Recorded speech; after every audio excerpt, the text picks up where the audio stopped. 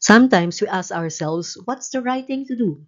Or another question is this right or is it wrong?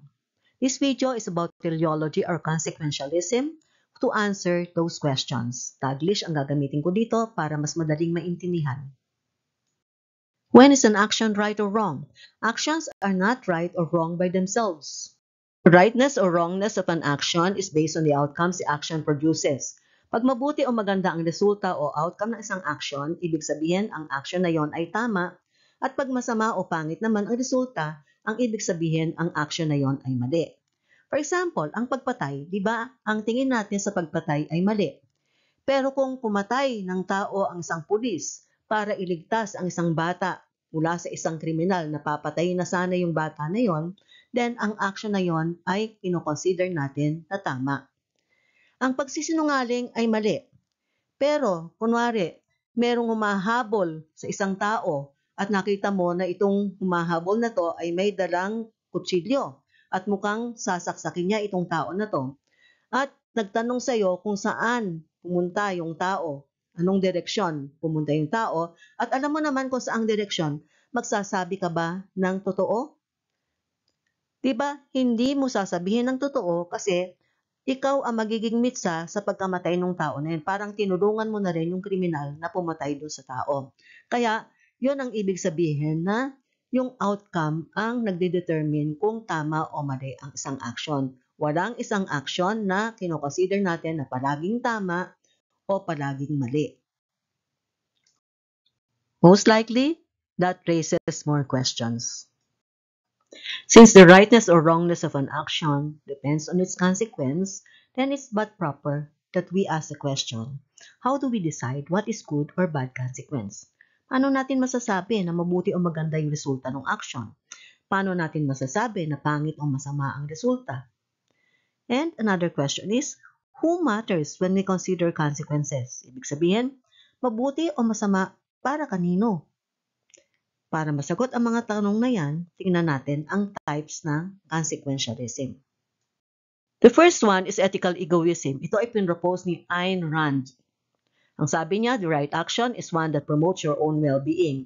So ang sabi ni Ayn Rand, ang basihan ng pagiging tama ng action ay ang epekto sa iyong sarili. Ang sinasabi dito, ang dapat na focus mo ay ang iyong sariling interes. Look out for yourself. Kung magbe-benefit ka sa isang action, gawin mo yon at yan ay kahit makakasama sa iba.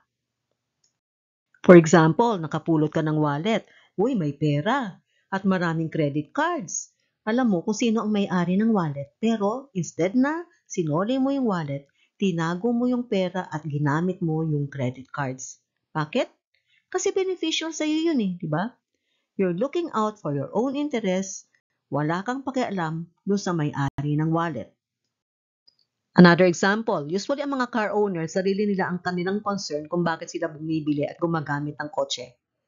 Concerned ba sila na nakakadagdag sila sa traffic pag nakapark lang ang kotse nila sa daan kasi wala silang garahe? Or nakakadagdag sila sa traffic every time na ginagamit nila ang sasakyan nila instead na public transportation? If you ask them these questions, their answer would be no. Sasabihin pa nila, kaya nga ako bumili ng kotse para may magamit ako, para convenient para sa akin Ano yung last word? Akin. So, nakakoncern yan sa sarili. That is part of being an ethical egoist. Pero i-clarify natin, ethical egoism does not prohibit you from doing something good to others. Pwede kang gumawa ng mabuti para sa iba, kung yun ay makakabuti para sa iyo. For example, nagbibigay ka ng gifts with strings attached. Binigyan mo ng regalo yung isang influential na tao kasi meron kang gustong kunin sa kanya o hilingin sa kanya para ma-appoint ka sa isang pwesto, di ba? So, sino ang nakikinabang talaga doon? Nakikinabang yung tao dahil binigyan mo ng gift pero ginagawa mo yon para sa sarili mo. O kaya, nagbibigay ka sa mga mahihirap. Bakit? Because it makes you feel good. Parang ang bait-bait mo. Ang tingin mo sa sarili mo, wow, grabe, napaka-hero ko. Napaka-self-sacrificing ko.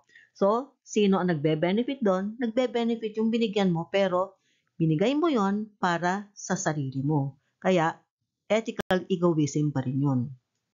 Another clarification, ethical egoism does not always mean doing what you want. Ang importante dito is that you are working for your self-interest. Kaya kunwari, gusto mong magsigarilyo, pero alam mo na masama ang paninigarilyo sa'yo, ang pagtigil sa paninigarilyo ay parte pa rin ng ethical egoism kahit ibig sabihin nito ay gini-give up mo ang isang bagay na gusto mong gawin. Uy, parang ang ganda ng ethical egoism kasi sarili mo lang i-consider mo. Hindi mo na i-consider yung interes ng ibang tao. But that is actually the main problem with ethical egoism. Kasi it provides no moral basis for solving conflicts between people. Magkaiba kasi ang ideas of right and wrong ng iba-ibang tao. Kasi nakabase sa kanilang sariling interes. Balikan natin yung example, yung nakapulot ka ng wallet, alam mo kung sino ang may-ari, pero instead na isoli mo ay, anong ginawa mo? Tinago mo yung cash, tapos ginamit mo pa yung credit cards. Okay, for an ethical egoist. Tama o mali ang iyong ginawa? Kung ikaw ang sasagot, sasabihin mo, tama. Kasi ang basis mo, nakinabang ka o nag-benefit ka doon sa action mo na yon. But let's look at the point of view of the owner of the wallet. Tama o mali ang ginawa sa kanya? Para sa kanya, mali kasi yung self-interest niya ay nasacrifice dun sa self-interest ng nakapulot ng wallet. Kaya, forever na hindi magtutugma ang inyong points of view kasi pareho kayo na ang basis ay self-interest lang at magkaiba ang interpretation ninyo ng tama o mali. Kaya hindi mariresolve yung conflict na yan. Dalawang tao pa lang yun, ha? Sa dinami-dami ng tao sa buong mundo, may kanya-kanyang interpretation of what is right or wrong based on self-interest, talagang magiging grabe ang conflict na hindi mariresolve. So that's the first criticism. The second criticism, related din sa first, sinasabi, it has the same logical basis as racism. Kasi di ba ang racism, merong superior at inferior race. Ang superior race ang nasusunod, yung inferior race ang nag-give in. Similar ito sa ethical egoism except na dito hindi race ang basis. Instead, it's the self. So para sa'yo, yung self mo ang superior at yung iba ay inferior. Kaya kung ano ang needs and wants mo, yon ang magiging major deciding factor on the rightness of your action. Sa ibang tao naman, yung needs and wants nila ang magiging deciding factor sa rightness or wrongness of their action. Kaya may conflict na naman, babalik na naman do sa conflict na forever na hindi mariresolve. Kaya yan ang malaking problema pag ethical egoism ang masusunod at lahat ng tao ay magiging ethical egoist. Another type of consequentialism is ethical altruism by Auguste Comte. Here, the right action is one that benefits others, not yourself. Exact opposite ito ng ethical egoism. Sa ethical egoism, di ba, you only consider yourself. Pero dito sa ethical altruism, the action benefits everyone except you. So, hindi ka kasama sa nagbe-benefit dito. Tingnan natin yung mga examples ng actions na pwedeng maisama sa ethical altruism. So, this may include doing something to help another person with no expectation of reward. Tumutulong ka sa tao na hindi mo ina-expect na may gagawin siya in return. Hindi mo rin ina-expect na ikaw ay sisikat o magiging maganda ang tingin sa iyo ng ibang tao dahil sa ginagawa mo. Ginagawa mo yon para makatulong. It may also include foregoing things that may bring personal benefits if they create cost for others. Yung binigay kong example, dun sa ethical egoism, na gumagamit ka ng kotse na wala kang regard na magkokos ka ng traffic, pwedeng pag ikaw ay merong ethical altruism, ay i-decide mo na one day a week ay magbabike ka na lang papunta sa trabaho o kung saan ka man pupunta kasi para babawasan ang traffic. Nagpo-forgo ang iyong convenience, di ba? Kasi mas convenient na mag-drive ka ng kotse kesa magbabike ka. Pero tinitiis mo yon para makakontribute ka sa kapakanan ng ibang tao. It may also include helping someone despite personal cost or risk. For example, merong nalulunod. So anong ginawa mo? Lumundag ka sa tubig para sagipin siya, para matulungan yung tao na yon, na hindi mo iniisip na baka malalagay ka rin at risk. Ethical altruism may also involve sharing resources even in the face of scarcity. For example, kulang na nga yung pagkain mo, pero i-share mo pa doon sa iba kasi mas kailangan nila kaysa sa'yo. Kayo ay nasalanta ng bagyo sa inyong community, pero tutulungan mo yung kapitbahay mo kasi kailangan niya ng tulong despite the fact na ikaw ay nabiktima rin, di ba? Ethical altruism may also include showing concern for someone else's well-being. Parang kahit simple lang na pagbisita sa isang tao na walang kasamang iba sa bahay niya, para lang kumustahin siya, yan ay napakalaking bagay na para do sa tao na yon kasi nararamdaman niya na mayroong concerned na tao sa kanya. Parang ang ganda rin ng ethical altruism, di ba? Kasi napaka-caring mo sa ibang tao. Pero may criticisms din sa ethical altruism. One, it does not always lead to positive outcomes. Hindi porket tumutulong ka sa ibang tao ay nagiging positive ang epekto sa kanila. For example, pinibigyan mo ng pera yung isang family. Hindi palagi magiging positive ang outcome dyan kasi kung minsan, nagiging dependent sila sa iyo. Instead na ine-enable mo sila para tulungan ang sarili nila, umaasa sila doon sa binibigay mo at hindi na sila nagtatrabaho. Another criticism is that it may present risk to the doer. Pwede na ikaw ay malagay sa kapahamakan dahil sa pagtulong sa ibang tao. For example, yung sinabi ko na ikaw ay lumundag doon sa tubig para sagipin yung tao na nalulunod, paano naman kung hindi ka masyadong magaling lumangoy? So, ano mangyayari? Instead na isa lang ang nalunod, dalawa na kayong nalunod. O kaya tumulong ka sa isang tao, tapos ikaw naman ang nakulangan ng mga resources. Kulang na nga yung mga resources mo tapos binigay mo pa, sinyer mo pa sa ibang tao. So instead na isang family lang ang naghihirap, dalawang families na ang naghihirap ngayon. Ikaw at yung tinutulungan mo.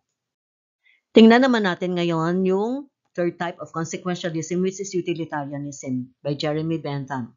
The right action is what maximizes pleasure and minimizes pain for the most number of creatures. So lahat ng mga creatures na pwede maka-experience ng pleasure and pain kasama dito. So that means tao at mga animals. This is summarized into the greatest happiness for the greatest number. Utilitarianism is considered right even if it violates the natural rights of some individuals. Meron tayong rights gaya ng right to life and freedom.